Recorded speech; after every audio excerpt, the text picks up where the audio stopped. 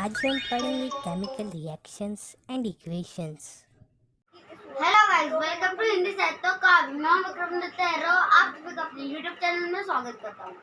आज मैंने बायो का chapter number 6 life process start कराया था। आप टेंशन मत लीजिए, मैं उसके आपको सारी वीडियोस अपलोड कर दूंगा क्योंकि वो चैप्टर बहुत लेंथी है, इसलिए उसको बनने में बहुत टाइम लगेगा। तब तक मैं आपका कोर्स रुकवा नहीं सकता, इसलिए मैं आपको केमिस्ट्री का चैप्टर 1 आज ही स्टार्ट करा दूंगा। ये चैप्टर बहुत शॉर्ट चैप्टर है, तो सिर्फ केमिकल के जो रिएक्शंस है ओके और एक्सपेरिमेंट से वही ज्यादा है, बाकी समझने के कॉन्सेप्ट बहुत ही इजी है और कम है, इसलिए मैं कोशिश करूंगा कि 3 या 4 पार्ट्स में कंप्लीट हो जाए। तो हम स्टार्ट करते हैं आज केमिस्ट्री का chapter number 1, that is chemical reaction and equation.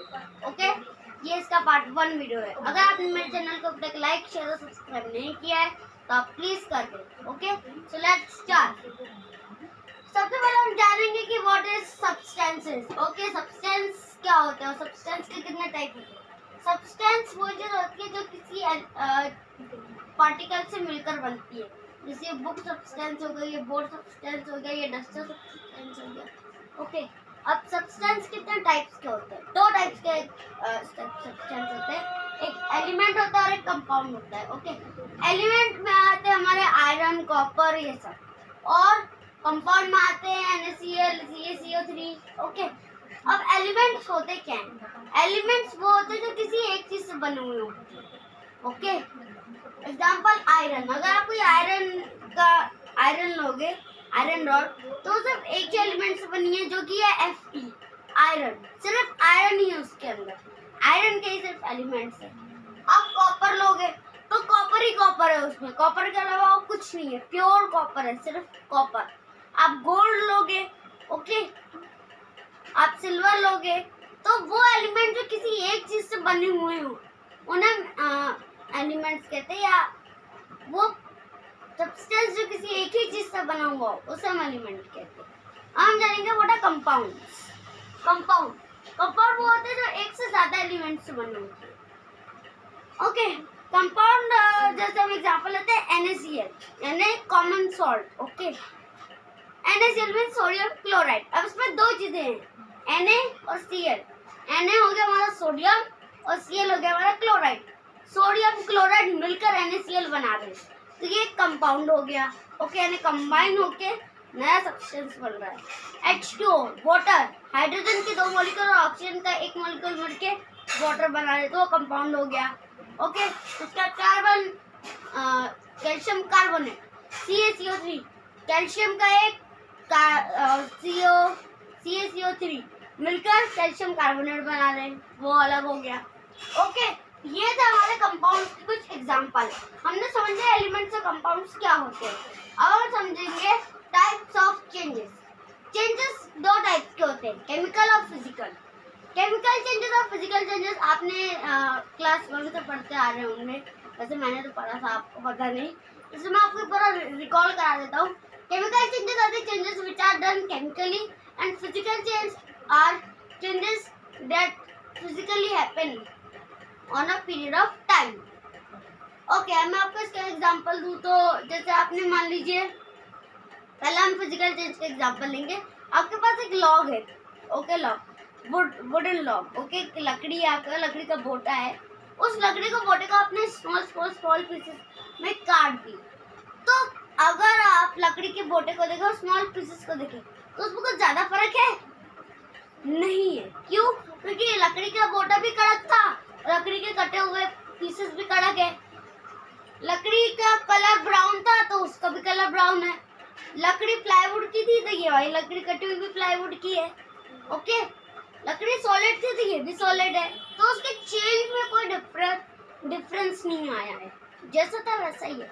Example आप एक और ले सकते हैं, बहुत कॉमन है जिसमें लोग कंफ्यूज हो जाते हैं, उसको केमिकल चेंज लिख बैठते हैं, वो है स्वीट वाटर या लाइम वाटर या इस टाइप का कोई भी वाटर या सब्सटेंस। स्वीट वाटर कैसे? शुगर और पानी को आपने मिला दिया तो स्वीट वाटर बन गया। अब क्या उस स्वीट वाटर की प्रॉपर्टी शुगर से अलग है?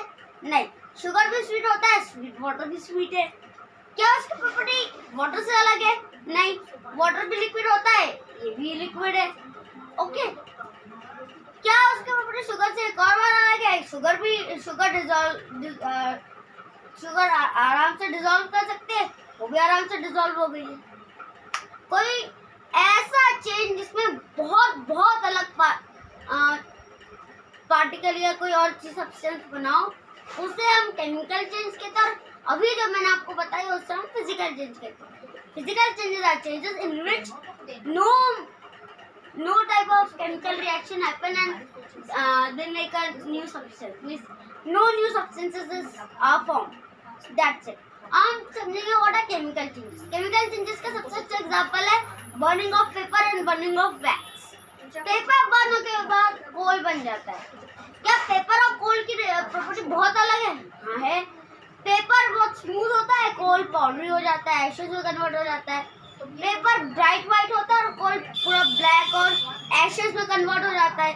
पेपर हल्का सॉलिड रहता है, ऐश पूरा पाउडरी हो जाता है।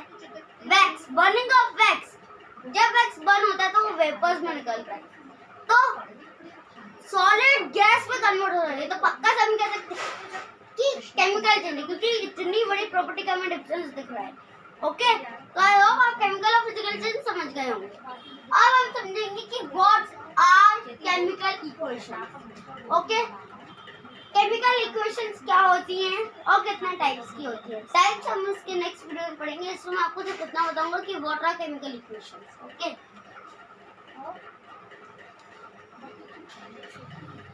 मैं अगर एग्जांपल लूं किसी केमिकल इक्वेशन का, जैसे let's take from my book, आपकी बुक में से एग्जांपल ले लेते हैं।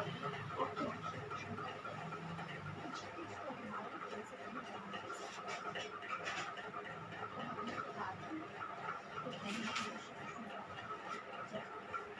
ओके, अगर हम आपकी बुक से कोई एग्जांपल ले तो हम ये वाला एग्जांपल ले सकते हैं कि या let's take BaCl2 plus H2SO4 plus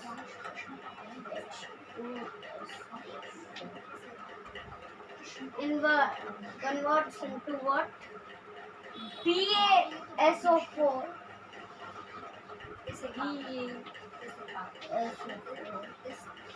plus okay, ये बैलेंस नहीं है, आप बैलेंस कर लीजिएगा। ओके, अब मैं सिर्फ समझाने के लिए आपको समझा रहा हूँ, ये बैलेंस नहीं है। Okay, not balance. यहाँ पे देखिए BaCl2 बेरियम क्लोराइड मिलता है H2SO4 के साथ, ओके, यानी हाइड्रोजन सल्फेट, और मिलके बनाता क्या है? ये मिलके बनाता है हमारा BaSO4 एंड HCl, यानी बेरियम सल्फेट और हाइड्रोक्लोरिक एसिड। इसका मतलब कि हमारे पास ये दो इक्वेशंस थी, इन दोनों इक्वेशंस को हमने इस न्यू इक्वेशन में कन्वर्ट कर दिया। एक तरीके से ये केमिकल इक्वेशन कहलाता है। ओके, इसका एक और एग्जांपल है तो आप ले सकते हैं मैग्नीशियम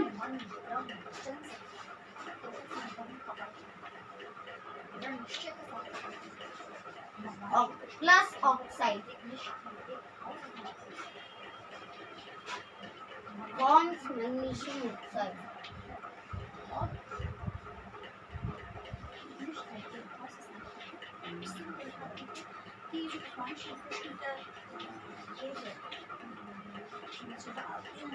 ओके, ये ऑक्सीजन है।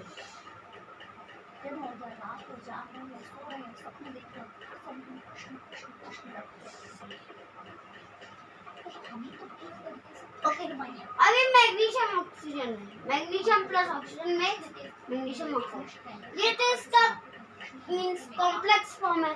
अगर हम इसे जल्दी से लिखना और सिंपली लिख रहे हैं तो हम कैसे लिखेंगे, इसकी मैं आपको केमिकल इक्वेशन बना के देता हूँ। मैग्नीशियम का होता है Mg formula, Mg plus oxygen का होता है O2 इंप्लाइज Mg। ये हो गया हमारा केमिकल इक्वेशन, यानी Mg plus O2 forms MgO। ठीक है, ये थी हमारी केमिकल इक्वेशन। इसके आप और भी कई एग्जांपल्स देख सकते हैं। मैंने आपको एक सिंपल से एक एग्जांपल बताया।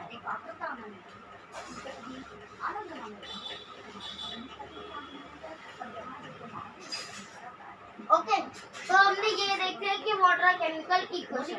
Okay, now let's see how to balance a chemical equation. Balancing a chemical equation देखते हैं हम। आइए,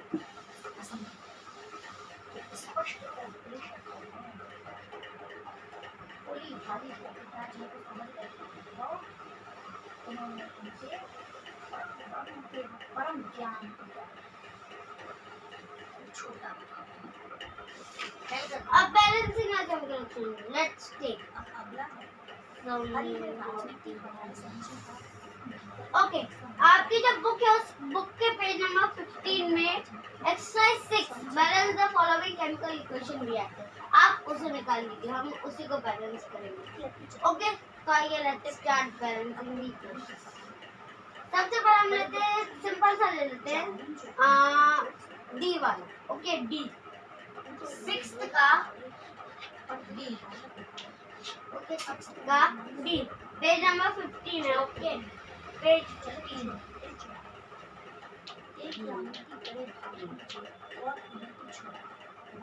ओके, अब पेज नंबर 15 में हमें दिया है balance the following chemical equation 6 exercise D part. तो इसमें दिया है हमें BaCl2 plus H2SO4 BaCl2 plus H2SO4 converts into what? That is BaSO4 plus HCl.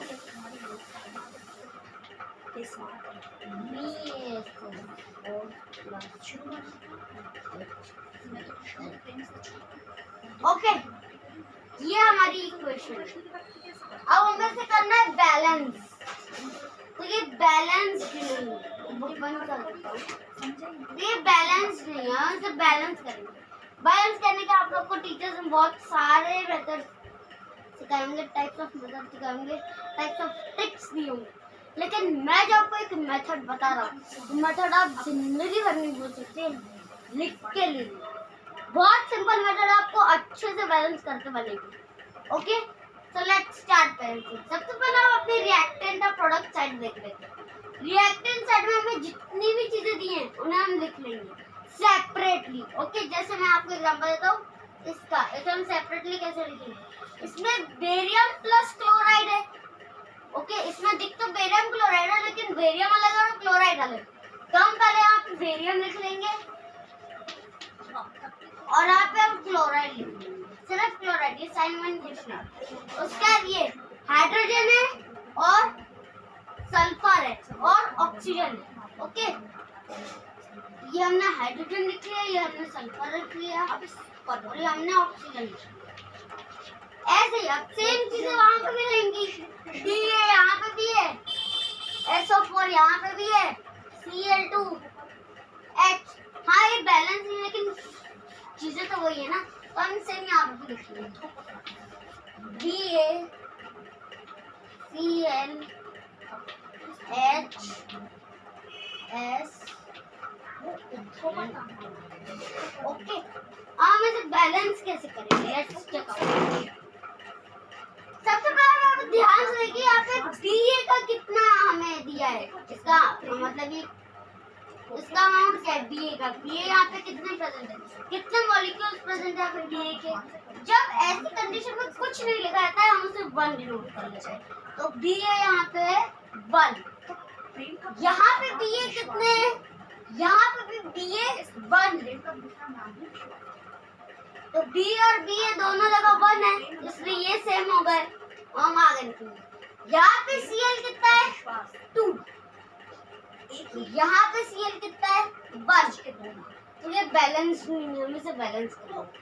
पहले हम सारे लिख लेते हैं, उसका हम बैलेंस करेंगे। अब H यहाँ कितने हैं 2, H यहाँ कितने हैं 1, फिर S 1 और वहाँ पे भी S 1। ऑक्सीजन 4 है, यहाँ पे ऑक्सीजन 4 है।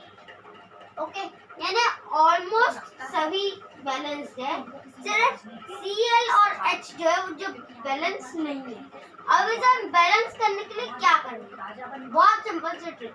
देखिए यहाँ पे Cl कितना है? 2 है, यहाँ पे कितना है? 1। तब सेम बनाने के लिए या तो यहाँ पे -1 कर दीजिए तो यहाँ 1 हो जाएगा, वहाँ 1 हो जाएगा, सेम हो जाएगा, या यहाँ पे +1 कर दीजिए तो वहाँ 2 हो जाएगा, यहाँ भी 2 हो जाएगा। आप दोनों में से कोई भी कर सकते हैं, या इंटू भी कर सकते हैं। यहाँ पे इंटू 2 कर देंगे तो ये 2 हो जाएगा, ये 2 हो जाएगा, यहाँ पे आप इंटू 2 कर देंगे तो ये 2 हो जाएगा, ये 2 हो जाएगा। ओके, तो यहाँ पे मैं प्लस ही यूज करता हूँ, वैसे प्लस, यहाँ पे मैं कर दूंगा सॉरी माइनस, ठीक है। इन दोनों के अलावा कोई नंबर नहीं निकाल सकते, -1 -1। अब ये माइनस करने के बाद कितने हो गए? 1 1, ठीक है। देखिए ये हमारा बैलेंस हो गया, बैलेंस हो गया। अब हम इसे लिखेंगे कैसे? सेम वैसे ही लिख देंगे, लेकिन तरीका अलग है। BaCl, ओके, BaCl इसके सीक्वेंस के हिसाब से लिखना है, okay, plus H, okay, HSO4, HS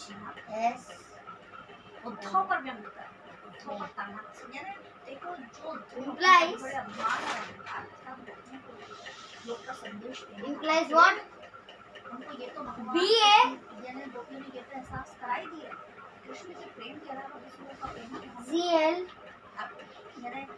plus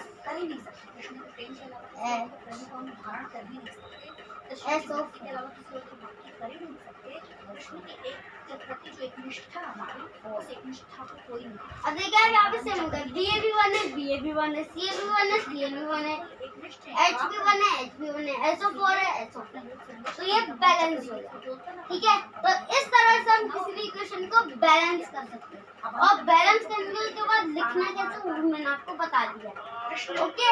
इसका अब ऐसे ही करके आप सारे इक्वेशंस को बैलेंस कर सकते हैं,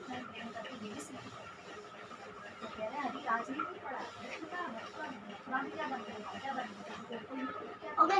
इस तरह से आप सारे इक्वेशंस को बैलेंस कर सकते हैं।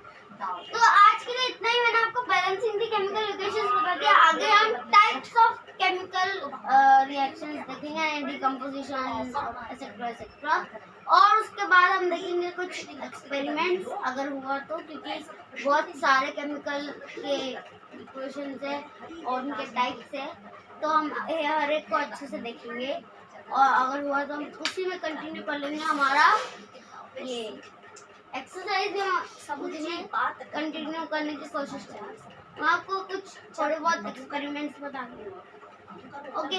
तो आज के लिए इतना ही। अगर आपको ये वीडियो नहीं मतलब अच्छा लगा हो तो प्लीज़ इसे लाइक शेयर सब्सक्राइब करना, और आपको कुछ भी समझने में दिक्कत हुई हो तो प्लीज़ इसे रिवाइंड करके एक बार देख लीजिएगा, क्योंकि मेरा मानना है कि आप जितने बार ये चीज़ सुनेंगे ना, आपको उतने बार उसको क्लियर मतलब उतना आपको ही क्लियर है। तो अभी के लिए थैंक यू, बाय बाय, और स्टे हेल्दी स्टे सेफ। बार पता कीजिए उन सही,